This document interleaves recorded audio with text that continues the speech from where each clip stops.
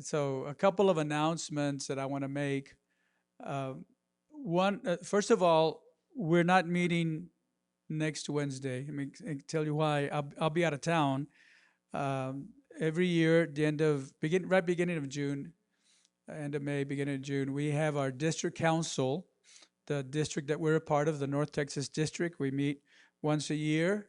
It's been rebranded. Used to be district council, has been rebranded as a lead conference, and so it's a time of worship. We have usually special speakers come in and speak, and we just have a wonderful, wonderful time.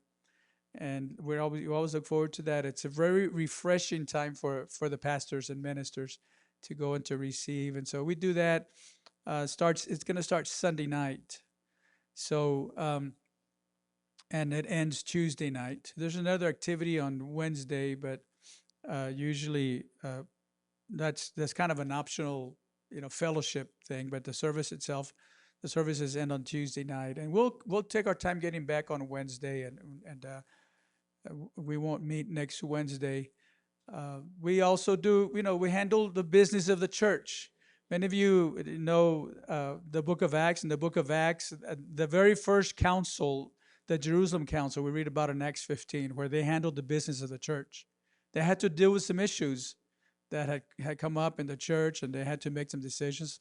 And, uh, and they made some very important decisions that affected the church. Go back and read it if you get a chance in Acts 15. And that's what we do. We go, usually Tuesday is when we start having some business sessions, and that's also a very important part of our service to God. And so no Bible study next Wednesday. And I see these days that we don't meet as a time for us, for me certainly, and I'm guessing for you too, to kind of pause and breathe, because our schedules are so busy.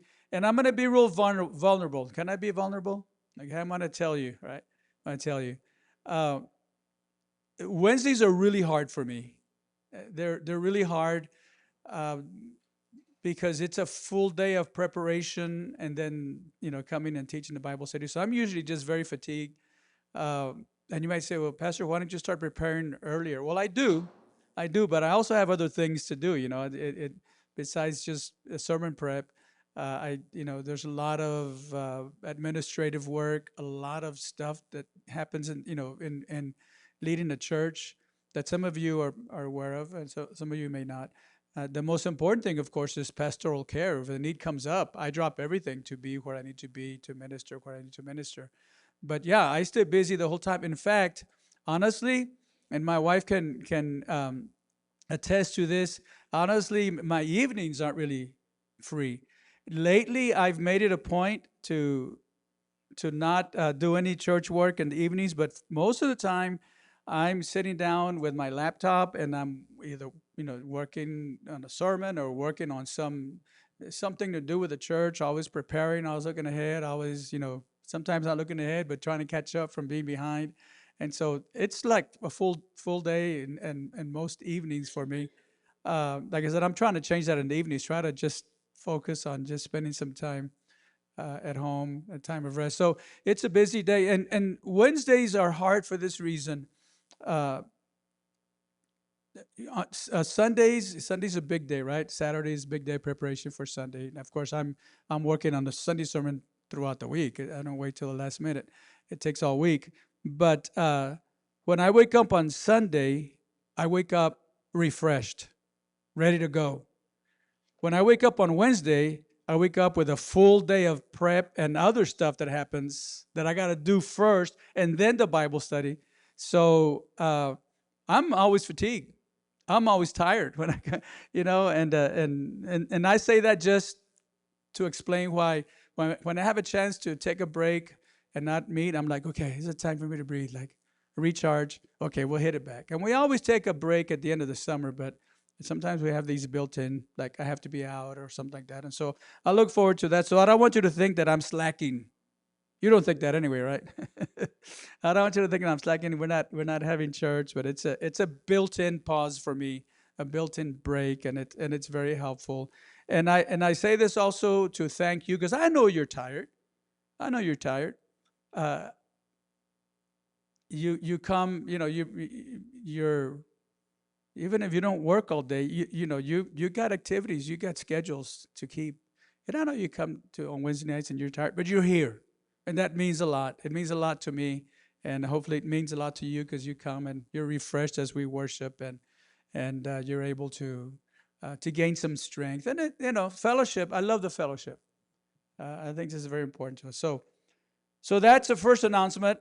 The second, I won't take as long. The second announcement is this, that on July the 4th, how many of you know this year we're celebrating 250 years, right, as a country, and so we're looking forward to that. The Assemblies of God is organizing and hosting a day of, not a full day, but a day of prayer on July the 4th to pray for our country.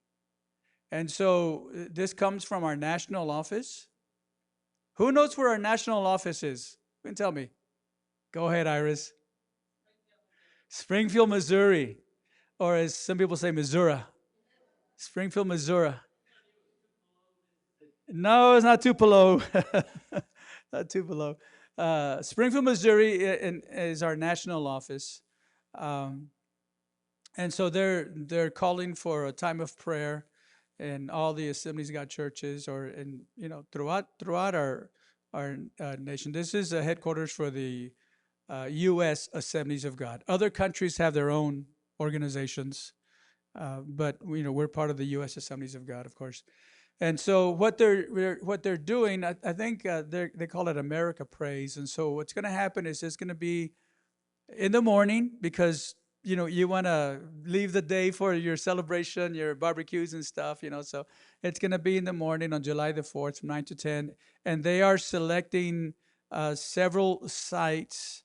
They want 1,000 churches in our U.S. Assemblies of God movement to host an hour of prayer for our country. And so we have been selected as one of the churches to host this prayer time. I don't know if there's going to be any other churches in the city. As of right now, we're the only one. And so there could be another church, perhaps, that is selected as a site. And so that's a Saturday, and we're gonna just open up the doors and welcome anybody from other Assemblies of God churches, or any other church. It doesn't have to be Assemblies of God, that wants to come in and join us for prayer for our country. So we'll have a time of worship and prayer, and I'll be leading that time. And so I think that's very important. It's a great way to mark the anniversary of the birth of our country. And so if you're in town that Saturday, that weekend, then join us for prayer here at Solid Rock. Now, if you go online, I'll try to remember to send out the link. In fact, they're giving all of us an opportunity to register, and all that means is you go online and enter your name, and you're saying, I'm going to be there. That's all it is. They kind of want an idea of how many people actually attend. So I'll send you the link, and if you want to register, say, I'll be there for prayer Saturday, July 4th from 9 to 10. It's going to be from 9 to 10 in every time zone. So in the East, it's going to start 9 o'clock their time, and then 9 o'clock our time, 9 o'clock Mountain and Pacific. So it's going to be moving across. The prayer meeting will be moving across the country in that way. And when you sign up, if you decide to sign up, you don't have to. I hope you will.